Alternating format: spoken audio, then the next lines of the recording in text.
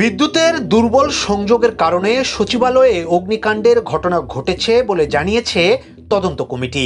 অগ্নিকাণ্ডের সঙ্গে নাশকতার কোনো প্রমাণও মেলেনি। ভবনের ডিজাইন এবং বাতাসের গতির কারণে আগুন চারিদিকে ছড়িয়ে পড়ে। 31 ডিসেম্বর রাষ্ট্রীয় অতিথি ভবন যমুনার সামনে অনুষ্ঠিত এক সংবাদ সম্মেলনে সচিবালয়ে আগুনের ঘটনায় গঠিত তদন্ত কমিটির অন্যতম সদস্য বুয়েটের অধ্যাপক ডক্টর মকসুদ হেলালি এমন তথ্য জানিয়েছেন। এদিকে সোনালী নিউজের হাতেও এসেছে সেদিন সচিবালয়ে আগুন লাগার আগ মুহূর্তের সিসিটিভি ফুটেজ, যেখানে একটি কুকুর ছাড়া কোনো মানুষকে দেখা যায়নি। সংবাদ সম্মেলনে মাকসুদ হেলালি জানান, প্রধান উপদেষ্টার কাছে প্রাথমিক তদন্ত প্রতিবেদন দাখিল করেছেন তিনি।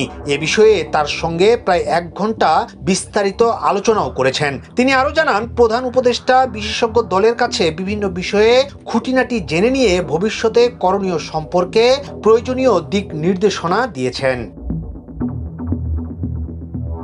25 ডিসেম্বর দিবাগত রাত 1:15টার দিকে সচিবালয়ের 7 নম্বর ভবনে অগ্নিকাণ্ডের ঘটনা ঘটে।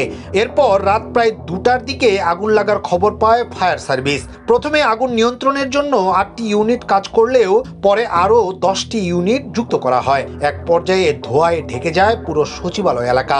ঘটনাস্থলে ফায়ার সার্ভিসের পাশাপাশি সেনাবাহিনী, পুলিশ, 2 প্লাটুন বিজিবি সদস্য ও আর্মড পুলিশ ব্যাটালিয়নের সদস্যদের নিয়োগ দেওয়া হয়। তারা ফায়ার সার্ভিসকে সহায়তা করেন। ইয়াসিন আলী, সোনালী নিউজ, ঢাকা।